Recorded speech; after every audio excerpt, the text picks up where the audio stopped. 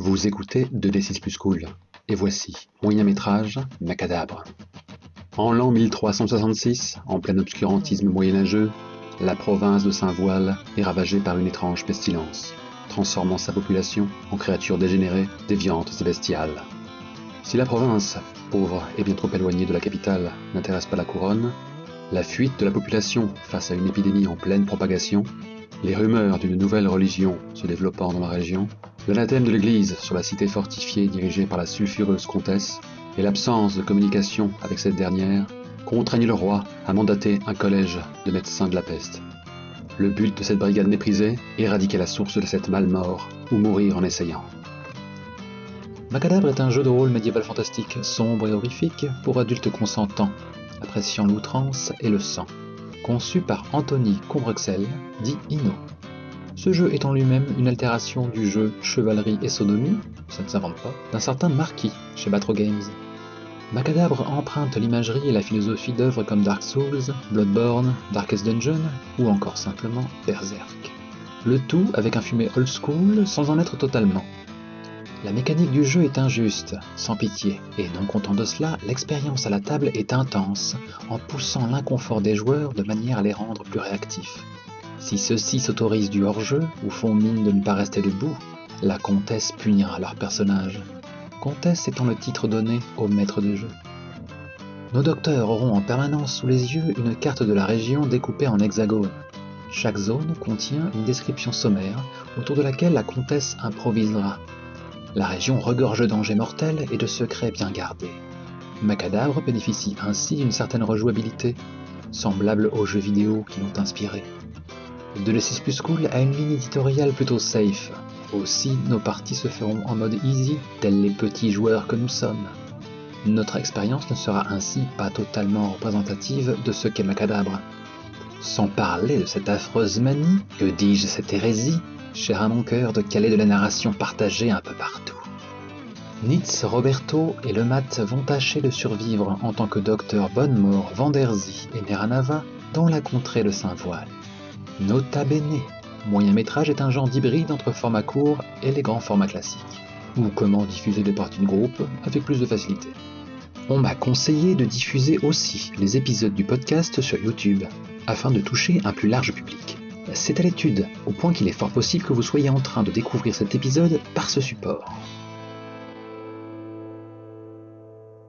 La route est encore boueuse de la pluie passée. 3 sinistres cavaliers galopent, à bride abattue. Ils sont vêtus de longs manteaux de cuir et masqués d'un bec de corbeau qui dissimule leurs traits. Dans leur sillage, à quelque hauteur, quelques hurlevents sèguent encore vidés et doués de paroles. Filant comme le vent, les cavaliers passent devant une de ces fameuses auberges relais. « Qu'est-ce que cela » déclare un jouvenceau à la peau laiteuse, viennent à l'abri dans un carrosse à l'arrêt. « Baisse les yeux » répond ce marâtre. « Ces apprentis des murges ont choisi la peste pour compagne et ne s'épanouissent que dans la fange. On raconte qu'une épidémie fait rage dans le sud et que Solaria s'est détourné de la contrée de Saint-Voile. Notre bon roi, Corus Vertmer, a mandé ses soi-disant érudits de juguler le mal. Grand bien leur fasse, puissent-ils tous crever. » Des cœurs tragiques se font entendre, naturellement, et le titre Macadabre, en lettres de sang et d'acier, apparaît à l'écran. On a un cut sur les sabots qui martèlent le sol. La caméra s'attarde sur le premier cavalier. Qui est-il ? Quel signe le distingue de ses congénères ? Le docteur Bonnemort est un homme trapu. Rien ne le distingue de ses condisciples, à part une odeur nauséabonde, mélange de plantes et de différentes humeurs censées combattre la peste. Sache que là, si tu le désires, tu peux enchaîner sur un petit flashback ou des images très brèves, quelque chose qui nous laisse un petit peu entreapercevoir des instants de vie, mais pas besoin d'entrer dans les détails, comme tu le désires. Au fin fond de l'académie de Valorieux, dans les sous-sols, le docteur passe son temps à compulser des ouvrages poussiéreux dans des langues compliquées. Quand il a fini, point de repos pour le praticien. Il va découper des cadavres, étudier encore et encore l'anatomie humaine à la recherche de Sapiens. Nous revenons à l'instant présent. La vue se déplace vers le cavalier suivant. Qui est-il ? C'est une femme. Elle est maigre, assez grande. Ses cheveux blonds flottent au vent malgré son masque qui recouvre son visage. À ses côtés, une rapière pend à sa ceinture. Elle a l'air décidée et la rigueur qui se lit dans son regard est nécessaire à la tâche qui l'attend. Je déduis donc que ton bec de médecin de la peste pend autour de ton cou. Oui. On la voit dans un laboratoire. Elle est en train de se battre avec une autre femme, plus vieille. Elle se balance des pains jusqu'à ce qu'il y en ait une qui tombe, qui renverse une table. Le feu se répand. Le laboratoire entier prend feu et finalement une seule des femmes sort, vivante. Lorelei van der Zee. Voilà qui est curieux, je poserai peut-être des questions plus tard. Sur le dernier cheval, un peu derrière les deux premiers, une figure assez grande qui dénote par la différence de taille avec ses camarades, puisque le cheval a l'air presque d'un poney sous ses jambes qui touche presque le sol. Une canne à son côté avec un bout d'ivoire qu'il tient fermement dans la main avec des petits gants de velours noir. Le regard dans le vide, Giacomo Neranava se demande s'il aura les mêmes expériences que lorsqu'il était dans le comté de Stifado. Il se souvient à ce moment où, après une épidémie sur un champ, il y avait des centaines de cadavres qui recouvraient la terre, et il les observait, il s'approchait d'eux pour essayer de vérifier quelle était la cause de leur mort, et il découvrit les bubons et excroissances étranges qui poussaient sur leur corps. Le fermier qui lui avait montré son champ partait en courant, horrifié de la malmort qui avait atteint ainsi une partie du village. Le docteur Neranava, accroupi sur un des cadavres, se relève, tend la main, un corbeau se pose sur son gant, tourne la tête vers le cadavre sur le sol, son bec presque en parallèle avec le bec de docteur, puis quitte la main du docteur, se pose sur le cadavre et commence à lui bouffer un œil. Le docteur Neranava se détourne du cadavre et repart vers son cheval lorsque des dizaines de corbeaux viennent rejoindre le premier et s'agglutinent sur le cadavre pour finir de le manger et ne laisser plus que ses os blancs sur le champ derrière lui. Ok, vous êtes désormais dans cette province esselée. Nous allons lancer un des 6 pour savoir par quel côté la brigade arrive. 6. Du coup, c'est la brigade qui choisit. Que choisissez-vous, docteur? Nord, est, sud, ouest? À l'ouest, il y a 2 entrées, non? Il y a 2 routes, il y a le 3-5 et le 3-11. Vous choisissez juste par quel côté de la carte vous arrivez. Il y a un deuxième jet qui va décider de l'hexagone en question. Bien. Mais moi, je vote pour l'ouest. Vous allez maintenant lancer 2d6 pour choisir l'hexagone précis de départ. 8, 5, 3. Ok. Ce sera donc la case 3.8.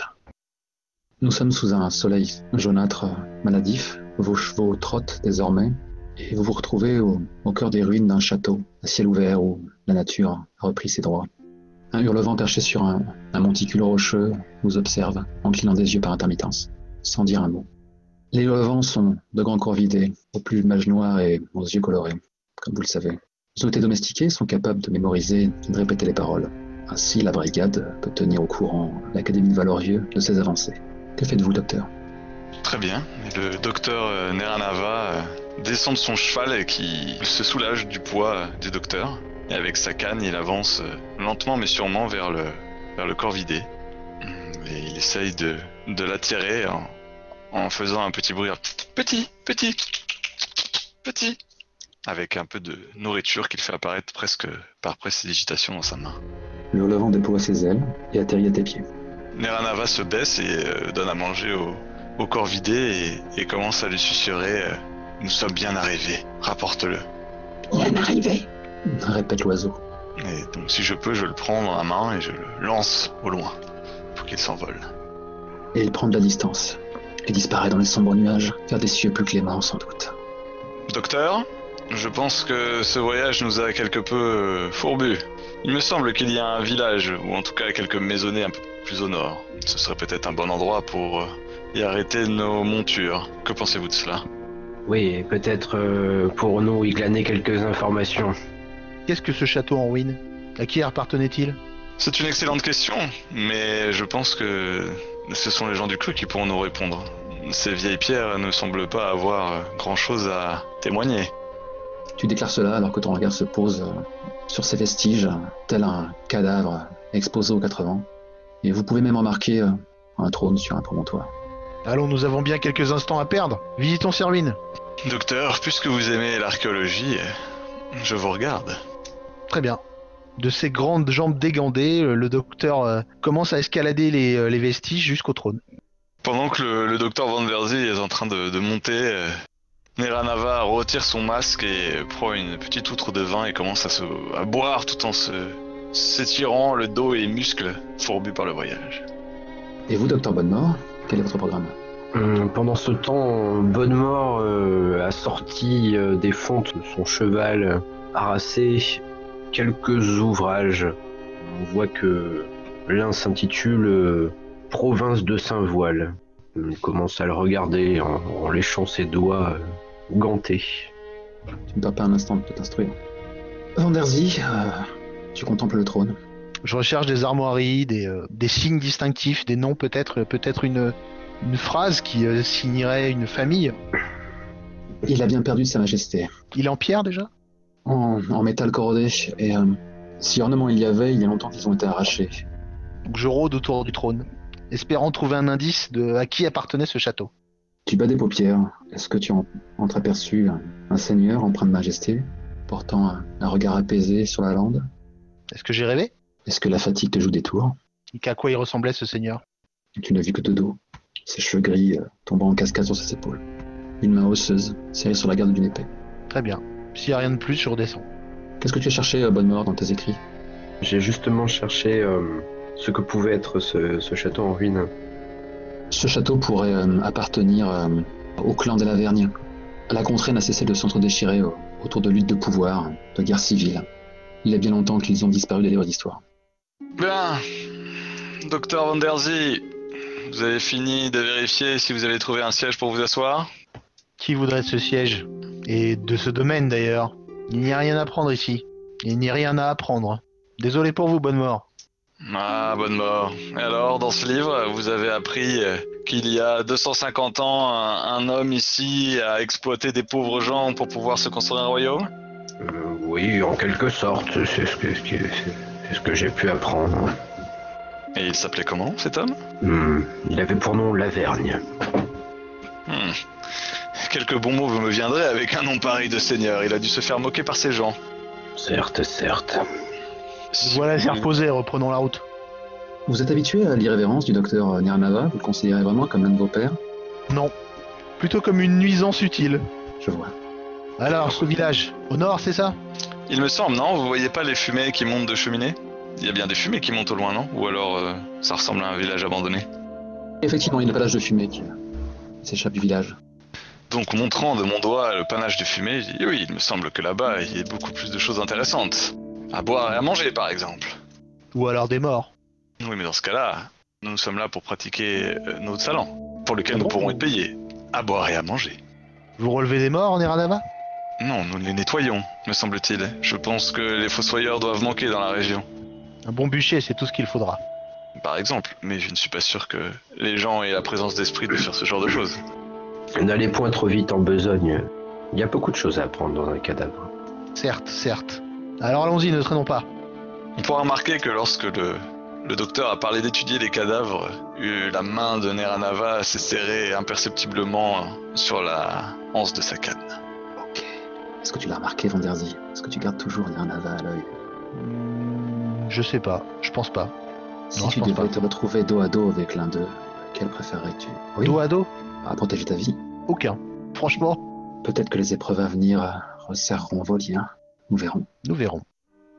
Vous êtes à nouveau en selle et vous dirigez en direction du petit bourg. Des silhouettes vont et viennent, vous pouvez le voir. Difficile de les rater, certaines d'entre elles tiennent des torches. Donc il y a quoi? Il y a des gens portant des torches qui s'avancent vers nous, c'est ça l'idée? Non, elles vont et viennent, difficile de juger de leur activité tout de suite. Mais ça ressemble à des soldats ou à des gens du cru? Pour l'heure, ce sont juste des silhouettes que je décris. On n'est pas dans la journée? Ils ont des torches. Oui, ils ont des torches. D'accord. Donc ils veulent mettre le feu à quelque part, quoi. Des panaches de fumée, effectivement, qui s'éloignent de différents points dans le bourg. C'est des maisons qui brûlent? À regarder de plus près, oui, c'est possible. Bonnemort s'approche d'un porteur de torche et le L. Hola, mon bon. Dis-moi donc où nous pourrions trouver un endroit pour faire halte. Nous sommes les docteurs venus de la ville. Vous avez donc pris la peine de vous avancer en pleine lumière, histoire de maintenant juger vraiment à qui vous aviez affaire. Ces gens-là sont des villageois, armés de fourches et de torches, de tout âge. Et en fait, l'un d'entre eux sursaute, tu l'as surpris l'improviste alors qu'il passait à l'angle d'une bâtisse. Ses yeux se révulsent quand il te voit. Alors, réponds. On t'a posé une question. Ses yeux s'écarquillent de plus belle alors que sa bouche édentée s'ouvre et qu'il éructe. Oiseau de mauvais augure! Une clameur se fait entendre un peu plus loin, alors que les villageois éparses vont dans votre direction. Une matrone dénudée, un couteau à la main, un grand échalas, les doigts crispés sur sa fourche. Ils ont l'air agressifs? C'est un doux euphémisme. Leur visage est un masque de haine. Podmore tend les mains dans un signe d'apaisement. Oh là, mes braves, calmez-vous, les bons docteurs sont là. Les bons docteurs sont là. Je vous rappelle que vous êtes vêtu de tunique de cuir avec en guise de visage un bec de corbeau. Moi, j'ai pas remis mon masque. Oh, d'accord, c'est bon à savoir. Allons, Podmore. Cessons d'essayer de discuter avec eux. Il faut faire un exemple, ils nous écouteront bien mieux. Van der Zie dégaine sa rapière. Un vieillard hirsute, éructe. En voilà d'autres, des envoyés de la comtesse. Ils portent la malmort en eux. Brûlons-les tous. Voilà, villageois! Qu'est-ce que vous racontez là? Nous sommes docteurs, nous sommes venus pour combattre la malmort et toute personne qui la répande. Calmez donc ces ardeurs. Il y a un gamin avec un petit hachoir qui est un peu perdu dans les jupes de sa mère. Faut les tuer, maman, faut les tuer tout de suite. Il y a une grande clameur qui s'élève alors, éructée par une dizaine de gorges. Tu Dieu, cher confrère, je propose de tourner Kazakh rapidement. J'ai l'impression que ces villageois ont perdu le sens commun. Je suis d'accord. Van der Zie, elle fait virevolter son cheval et il y en a un qui est un peu éloigné des autres. Si tu le dis, c'est que ça doit être vrai. Bah moi je vais en embrocher un avant de partir quand même. Pourquoi une telle cruauté, Van der Zie? Pour faire un exemple. D'accord. Est-ce que tu peux me faire un jet d'esprit, s'il te plaît? Est-ce qu'on connaît Van der Zie comme étant quelqu'un capable de sortir sa rapière et d'embrocher le premier villageois venu? Ah oui, complètement. D'accord, donc on voit venir le coup. Ah oui, complètement. D'accord, donc lorsque Neranava sent que Van der Zie porte la main à son arme, il lui fait, sans commandement aucun, parce qu'il a déjà l'habitude, et donc il fait dites-moi, Van der Zie, docteur, pensez-vous vraiment qu'il ce soit le moment de leur donner raison, en passant pour des rustres qui seraient là pour les anéantir? Un grand nigo au regard porcin, alors que tu balances cette saillie en poulet, se jette sur toi avec une fourche. Surpris. Alors Non mais il y a pas de alors, c'est genre surpris, il donne un coup de botte dans la tronche du gars qui approche et... Fais-moi donc un premier jet d'esprit. Eh ben c'est un 6, regarde ce peu d'échec. Au-dessus d'esprit c'est pas beau, c'est ça? C'est ça, en effet c'est moche. La fourche te rate d'un cheveu, alors que ton assaillant pousse un cri de pure rage, un rugissement rauque. Cependant tu perds ton assise et tu bascules dans la boue. Tu tombes lourdement, peut-être sur une roche affleurante, et ton sang perle une première fois. Donc Neranava, tombant en sol, se redresse comme il peut, empêtré dans son manteau, perdant son chapeau et son bec, son masque en forme de bec de corbeau.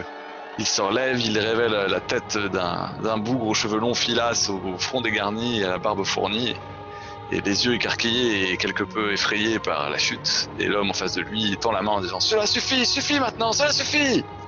Pareil, il y a une vieille sorcière à la peau fripée, une villageoise te surplombe maintenant, une lame tirée qu'elle s'apprête à abattre à travers ton sternum. Donc je vais prendre mon cheval et je dégaine ma rapière pour embrocher la vieille. Ok, fais-moi donc un jet d'esprit s'il te plaît. Tu vas pouvoir donner libre cours à ta manie. Enfin. Ah bah je fais 6 aussi, dis donc. Diable. En fait, ta monture part sans toi, puisque un homme assez trapu, au crâne chauve, s'est emparé de ta jambe et t'a fait chuter à bas de ton cheval. Donc je tombe lourdement dans la boue. Et aussitôt, il te fiche un coup près dans l'avant-bras. Donc je hurle de douleur. Ah! Vous allez le payer cher! Et ivre de rage, je me relève. Que faites-vous, Dr. Bonnemort, alors que vos camarades sont en train de se faire tapisser? Voyant ses confrères à terre et attaqués, le docteur Bonnemort ne peut que charger à l'aide de sa monture sur les assaillants. Fais-moi ton jet d'esprit et nous verrons comment se solde cette action. Oui, réussi. J'obtiens 3 pour 5. Le contraire était étonnant. Décris-moi ce que tu fais, tiens. Je charge avec ma monture. Voilà, sur la vieille femme au couperet et sur l'homme hirsute, pour tenter de les disperser. Est-ce que les sabots de ta monture explosent une boîte crânienne? Si je peux l'éviter, je l'éviterai. La manœuvre est plus destinée à leur faire peur qu'à les mettre en fuite qu'à blesser les gens, puisque c'est quelque chose qui m'est cher. D'autres que toi auraient eu moins de scrupules. Effectivement, ton action est couronnée de succès. La mégère pousse un glapissement, protégeant son visage, et exécute une prompte retraite en hurlant Vampire, vampire, maudit vampire, nous vous saignerons !» Bonnemort écarquille les yeux. On voit un plan en fait sous le masque. Il a le visage en sueur. Il ne comprend pas ce qui se passe. Pourquoi les docteurs sont reçus ainsi. Et il va tenter d'aider ses confrères à remonter sur leur monture et à prendre la fuite. Les autres villageois s'empressent de rejoindre la foule en colère. Ils sont comme autant de hyènes, autant de vermines, prêtes à se jeter sur vous et vous dépecer. Est-ce que je peux utiliser mon trait chimiste? Que comptes-tu faire, Vanderzy? Sortir une fiole de fumigène et la claquer sur le sol pour couvrir notre fuite. Équipement supplémentaire, quelques potions prêtes à jeter, lancer un D6 à chaque lancer. Si le résultat est supérieur à l'esprit, le personnage a oublié d'en préparer davantage. Eh ben, je fais encore 6. Donc je n'aurai pas d'autres fumigènes. Ok, bon bah écoute, tu sais quoi, on va traiter ça comme un succès auto, vu que tu as cramé cette cartouche. Voilà. À quoi ressemble cette fumée? Quelle est son odeur caractéristique? Elle sent le soufre. Ah, bien sûr. Et si on regarde d'ailleurs les volutes formées par la fumée, on peut parfois y apercevoir des crânes, des cadavres, peut-être même des chauves-souris, des oiseaux de mauvais augure. Ok. On entend une voix qui glapit dans cette brume. Voilà, vous montrez votre vraie couleur. Vanderzy crie dans la fumée, c'est l'enfer qui vous attend! Fuyez! Et une petite voix aigrelette se fait entendre. Mais l'enfer est ici, à n'en point douter! J'imagine que les deux hommes au sol remontent sur leur cheval et prônent comme ils peuvent, ne demandant pas leur reste. Faites-moi un petit jet d'esprit pour ça. Ce lanceur semble être bloqué sur le 6. Vous allez tous crever, quoi, c'est quoi ce délire? Ah, j'ai fait 4. Ok. Vas-y, fais-moi souffrir. Le nuage de fumée commence un peu à se dissiper. Nous voyons les docteurs Bonnemort et Vanderzy qui galopent à bride abattue, mais où est Neranava? Où est notre jovial docteur? J'imagine qu'il est derrière, qu'il a essayé de errer à moitié assommé par le coup qu'il a pris. Il est dans une partie du village alors que quelques vilains le rattrapent. Effectivement, un de ces maudits pécores s'est jeté sur toi par derrière. Tu tombes face la première dans la terre. Il commence à marteler ton dos de coups de poing. Crève, disparais donc sous terre! Sache que ton sang perd à nouveau. Donc j'imagine que le Neranava se redresse comme il peut et de toute sa force se concentre et invoque les corbeaux et les nuées pour qu'ils viennent déchiqueter ce pauvre homme. Peut appeler ces animaux dressés, donc en l'occurrence là des corbeaux. L'ensemble des animaux possède 4 points à répartir entre corps et esprit, donc le corbeau est à 2-2, c'est ce qui est marqué dans la règle. Okay. Une nuée de corbeaux à 2 en corps et 2 en esprit. Tu vas lancer pour eux, ça va être chaud. Waouh! C'est un succès. Quelle scène repoussante, alors qu'effectivement il y a une nuée de corbeaux comme ça qui apparaît de nulle part, qui sont peut-être de taille plus réduite que l'hurlevent. Cette nuée se jette sur ton agresseur, leur bec comme autant de cisailles tranchantes qui commencent à prélever leur livre de chair. L'homme gémit, l'homme bat des bras en pure perte, alors que naturellement un bec vient se ficher dans l'un de ses orbites. Oh, que Solaria me vienne en aide! Il bascule en arrière, tu es libéré de son poids. Je le repousse d'une botte vengeresse et je me mets à courir, remettant comme je peux mon masque pour masquer mon effroi, en espérant retrouver mon cheval et retomber sur mes camarades. Il y a une torche enflammée qui te rate de justesse. Bonnemort avait fait faire volte-face à son cheval, voyant que le docteur Neranava n'avait pas pu suivre. Bravant le danger et la fumée, il était parti à la recherche de son confrère. Mais le spectacle qu'il avait vu, cette nuée de corbeaux assaillant ce pauvre air, il avait quelque peu pétrifié. Heureusement, la monture continua sur sa lancée. Et ainsi, Bonnemort arrive à hauteur de Neranava, lui tendant la main. Le Neranava l'attrape et monte sur le cheval qui doit souffrir du poids des deux hommes. Allons-y, mon ami, plus vite! À brides abattues! Ces pauvres airs ont perdu la raison. Je ne comprends pas pourquoi ils nous traitent ainsi. Allez, cheval, amène-nous à bon port. Sauve-nous. Et Bonnemort talonne la bête et la talonne. Attiré par vos exclamations, à nouveau sa grande gigue munie d'une fourche, qui espère bien vous fiche dans votre course. Un petit jet, Bonnemort? Réussi. Bien sûr que ça réussit. Décris-moi ce qui se passe. Bonnemort avait talonné le cheval tant et si bien que la bête rétive finit par ruer en fait. Fort bien lui en prit car ses sabots de devant percutèrent le villageois. De telle sorte que son arête nasale disparaît dans sa boîte crânienne, et il s'écroule en octant, la vie quittant son corps. Oubliez le craquement sinistre. Bien sûr. Mais que leur arrive-t-il? Sont-ils devenus complètement fous? Ils ont perdu la raison. La comtesse semble faire peser un poids mortel sur sa population, et voilà à quelle extrémité elle est poussée. Certains des villageois les plus hardis ou les plus haineux ont tenté de vous poursuivre. Torche au poing, naturellement, vos montures les ont bien vite distancés. Ils tombent à genoux, l'un d'entre eux lève le poing dans votre direction. Maudit, soyez maudits! Voilà, votre premier contact avec la population. Espérons que ce ne soit pas une généralité. Nous avons recueilli des informations très précieuses. Cette visite de village aura porté ses fruits. Des châteaux en ruine, des villageois hostiles. Notre arrivée ne me semble pas de bon augure. J'avais lu des choses sur Saint-Voile disant que ces habitants pouvaient être quelque peu particuliers, mais là, c'est un vrai festival. Ça dépasse l'entendement. Votre fuite éperdue vous mène dans quel hexagone? Vu mon choix plus que discutable sur celui que nous avons atteint, je laisse mes camarades choisir. C'est une rivière qui passe à côté de la route là? Je pense, oui. Nous en aurons le carnet bientôt. Allez, on va en 4.7. Ça me va. On a eu un fondu en noir après votre échappée sinistre. La première chose que l'on voit, c'est les sabots d'une de vos montures qui piétinent les feuilles mortes. C'est un trot désormais. On dirait que tout danger est passé. Je vais demander au docteur Van der Zee de me faire un test d'âme. Me ferez-vous ce plaisir, très cher? Je suis en train de bosser dessus. 5. Donc je suis contaminé, c'est ça? Laisse-moi un instant pour savoir comment se passe le jet suivant. Est-ce qu'il y a moyen de faire un jet en privé? De vous contacter en privé? Il suffit que les autres coupent leur truc et c'est bon. Oui, moi je peux faire ça. Ok, en fait il fait que je lance 2 dés. Je sais pas comment on va faire signe aux autres qui peuvent à nouveau écouter. On va faire un petit message dans la fenêtre de chat. Il faut que tu retiennes que dans 4 hexagones, tu seras une bête. D'accord, très bien. Bref, vous êtes dans un triste état, docteur. Vous pesez tout votre poids sur vos montures. Vos membres sont lourds. Votre regard fatigué, pour peu qu'on puisse l'apercevoir à travers le bec de corbeau. Et que voit-on alentour alors, dans cet hexagone? Des arbres au branchage étriqué. Est-ce des ombres qui se meuvent entre elles? Est-ce que vous poursuivant vous en trouvez? Est-ce que c'est la folie qui vous gagne? Ok, et donc il y a un fleuve, c'est ça? Pas loin? Ou un cours d'eau? Pas pour l'instant. Ça peut prendre 1 heure comme une journée de traverser un hexagone. D'accord. Perdu. Tant que les docteurs sont hors de la cité fortifiée de Saint-Voile, traverser un hexagone peut prendre d'une journée à 1 semaine. Mais ça ne change pas grand-chose en ce qui nous concerne. On est dans une forêt? C'est ça.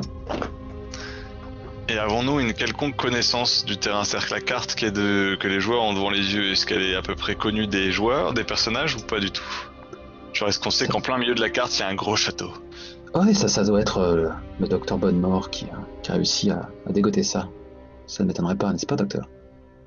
Bonnemort ne part jamais en expédition. D'ailleurs, non, il ne part jamais en expédition. Flashback. On voit le doyen de l'académie de Valorieux convoquer les 3 docteurs, Bonnemort, Van der Zee et Neranava. Si les 2 autres peuvent avoir l'air relativement satisfaits de se voir confier une mission, Bonnemort semble troublé et obtus. On l'entend marmonner qu'il préférait rester à l'académie, faire un travail utile plutôt que d'arpenter des contrées sauvages dans lesquelles il ne sera que peu utile. Le docteur Gamelin lève sur toi son regard vitreux, mais tu sais toi que la vue ne l'a pas quitté. Peut-être qu'il peut te scruter d'une autre façon. Je vois que vous affichez une mine réjouie, docteur Bonnemort. Vous n'approuvez pas? Quand le roi ordonne, la brigade s'exécute. C'est une chance inespérée de mettre votre science à profit. J'étais en train justement de mettre au point de nouvelles formules, de nouvelles potions et de faire de très grandes découvertes. Cela va mettre un temps d'arrêt, un travail qui était en bonne voie. Vos alambics vous attendront. Allons, c'est l'opportunité de toucher du doigt ce qui échappe à notre entendement. Pensez à toutes ces vies que vous pourrez sauver. Vanderzy, elle est les bras croisés, elle s'est appuyée contre une sorte d'armoire, une bibliothèque peut-être remplie de livres, et elle regarde la scène d'un air amusé. Neranava est plus au fond de la pièce. Il a le visage penché sur le côté, il se tient pas vraiment droit. Il a un petit sourire un peu éteint sur le visage et il a l'air d'être perdu dans ses pensées. Il regarde un verre de vin posé sur la table et qu'il caresse du bout des doigts. Et lorsque on leur dit que la mission est certaine, il prend le verre, le vide et le pose avec un air presque espiègle. Puis, lorsqu'il voit regarde Vanderzy et qui a l'air, de resplendir, d'être à la fois la meilleure élève et en même temps celle qui ne veut pas venir, son sourire disparaît. Vous n'êtes pas les seuls à vous rendre sur place. Vous pourrez croiser les escouades de Bartolone ou d'Amoncourt. Rassurez-vous. Prenez exemple sur vos camarades. Bonnemort, il piaffe d'impatience à l'idée de s'aventurer dans la contrée de Saint-Voile. Peut-être que vous pourrez leur apporter la prudence qui semble leur faire défaut. Oui, je l'espère. Bonnemort toise ses deux confrères avec un air dubitatif sur leur capacité ou leur volonté à sauver des vies. Je pense que, alors que tu déclares cela, on a un plan sur un petit filet de vin qui coule le long de la mâchoire de Neranava et qui tombe au sol, sauf que quand il tombe au sol, c'est une goutte de sang qui tombe sur l'herbe humide, qui s'écoule vraisemblablement du nez de l'intéressé. Bien, alors, Docteur Bonnemort, j'imagine que dans vos livres, il doit y avoir une carte de la région, quelque chose pour nous permettre de trouver notre chemin. Gros plan sur la carte, effectivement. En termes de carte, il s'agit surtout d'un bout de papier vélin relativement abîmé par les années, sur lequel on a dessiné avec une plume à l'encre brune. On y reconnaît un château, quelques forêts, un cours d'eau, une route. Le docteur Bonnemort la regarde un instant, l'attend à ses confrères pour qu'ils la regardent également. Voilà, j'imagine que nous sommes arrivés par ici. Il va nous falloir certainement franchir ce cours d'eau pour arriver au cœur de la contrée. J'imagine que le village qui est là n'intéresse personne. Il faudrait être plus prudent pour s'en approcher si nous y allons. En tout cas, il y a une route. J'imagine que le château au milieu de cette contrée est celui de la comtesse. Avons-nous vraiment envie de la confronter? Il me semble qu'elle semble avoir un rapport direct avec la contamination de la région. D'après les villageois? D'après les villageois. Est-ce que nous pouvons faire confiance à ces fous furieux, ces dégénérés? Tes blessures te lancent, Vanderzy, n'est-ce pas? Oh oui, mais je serre les dents. J'y trouve même peut-être un peu de satisfaction. Tu te sens vivante. Voilà. Neranava est peut-être forgé du même acier, lui qui a été martelé comme un fer dans une forge. Ma chère consoeur, souhaitez-vous que je vous examine? Oui, jetez-y un coup d'œil, mais ne perdons pas trop de temps. Nous n'avons plus que 2 montures et la nôtre est fort harassée. De toute façon, les chevaux ont besoin de se reposer. Nous ne pourrons pas continuer ainsi. Au moins, continuons à pied. Bonnemort sort sa sacoche de médecin, sort des outils, installe une couverture de voyage au sol, commence à examiner le docteur Vanderzy, qui a pour l'occasion relevé sa manche, dévoile une peau blanche, voire même vraiment diaphane, très fine, une peau presque transparente. On voit les veines à travers et l'énorme coupure dans son avant-bras. La plaie est déjà sûrement infectée, elle commence à puriller et ça sent très mauvais. Je ne pensais pas qu'elle m'avait coupé aussi profondément. Comtesse, qu'apprend Bonnemort de son diagnostic? Tu vas me faire un jet de connaissances pratiques, hein. C'est pas comme si tu allais échouer, tu es un expert après tout. Comme Vanderzy le décrit si bien, sa blessure est vilaine. Très vilaine. Trop vilaine. Je te laisse tirer tes conclusions. Neranava, est-ce que c'est une voix familière que tu viens d'entendre? Un gémissement dans les bois? Une voix familière? Non, je ne pense pas que Neranava connaisse beaucoup de gens dans la région. Mais il a certainement entendu une voix. Et en tout cas, lorsqu'il voit la blessure sur Vanderzy, Neranava prend un air circonspect et presque ému, si on peut dire. En tout cas, un regard qui a l'air de laisser entendre qu'il pense que la pauvre Vanderzy n'a plus beaucoup de temps à vivre. Mais sa compassion s'arrête lorsque justement il entend un bruit au loin, dans les bois. qu'il tend son gant en velours noir pour arrêter ses compagnons. Oh, c'était le vent, sans doute. On aurait dit un chuchotement, pourtant. Une plainte, peut-être. De toute manière, les choses ne tournent pas rond depuis que vous avez mis un pied en cette terre maudite. Neranava, arrêtez de bâiller aux corneilles et venez plutôt m'aider. Neranava, en quelles circonstances as-tu contracté le mal? Après avoir été envoyé justement en mission avec le docteur qui fut mon maître et qui me traitait fort mal et me demandait de faire les tâches les plus ingrates avec les malades, comme celui de les nettoyer lorsqu'ils étaient à la selle. Et lors d'un nettoiement, c'est là où j'ai dû fatalement contracter la maladie, ce qui m'a fait souffrir pendant plusieurs jours, mais miraculeusement j'ai survécu alors que mon maître, non. C'est lui-même qui m'a demandé de l'achever, et je dois avouer que je l'ai fait avec un certain plaisir.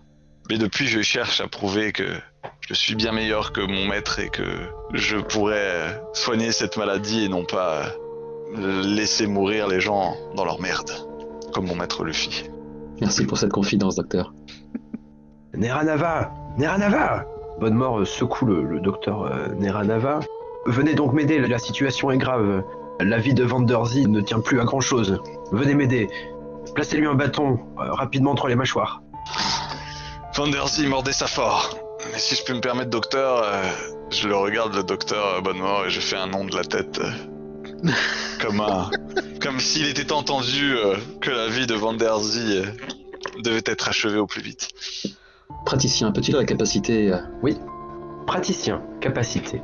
Habile de ses mains, une fois par partie, capable d'amputer sans tuer une personne qui vient d'être contaminée, provoquant la perte de 1 point de corps définitive, mais évacuant tout risque d'infection. Bonnemort installe un boyau, un boyau de chat en fait, en guise de garrot. Prépare l'opération, on sort son couperet et sa scie à os. Mais qu'est-ce que vous faites, docteur? Il faut amputer là, Vanderzy, sinon vous allez contracter la malmort. Bien, je vous fais confiance, docteur. Faites ce qu'il faut. C'est maintenant ou jamais. Tranche, docteur, tranche avant qu'il ne soit trop tard. Bonnemort commence par lever le couperet. Il a un instant d'hésitation, puis le couperet tombe. Flac! Ah! Il sort la scie à os.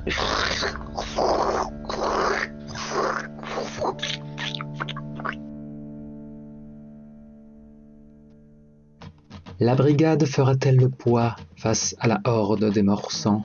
Vous le saurez peut-être dans le prochain épisode de Macadabre. Je t'imagine assez bien comme Catfell, en plus glauque. On entend des échos derrière comme... je sais pas si c'est la rue ou une télé. Non, c'est ma femme qui a la tuberculose, tout va bien.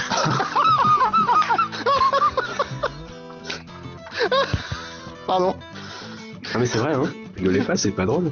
Tu lui souhaiterais une bonne nuit. Oh putain, C'est vrai. Oh là. Sérieusement? Non, c'est des conneries, arrête Nicolas. Non, c'est une rhinopharyngite, tout va bien. Ah. Ok, en off, tu peux me rappeler le nom de la contrée? Les noms propres ont une force. Oh, j'ai improvisé un truc qui doit s'appeler... donc je serais incapable de trouver le nom. Pitani. C'était un truc italien à l'arrache, donc... Pitani, je crois. Je suis pas là non plus pour vous taper sur le doigt à tout bout de champ. Oui, comtesse. Ah, merci, j'apprécie. Quelqu'un de bonne manière. Ce lanceur semble être bloqué sur le 6. Ouais, Là, faut qu'on m'explique, là. Qu'est-ce que c'est? Je pense, honnêtement, acceptons le 6, y a pas de souci, mais oui, bon bah écoute, il a fait un... On a peut-être la formule pour le 6 en fait, nous. Voilà. C'est un succès. Parce que moi je fais des 6 et des 1. Le milieu, c'est pour les faibles.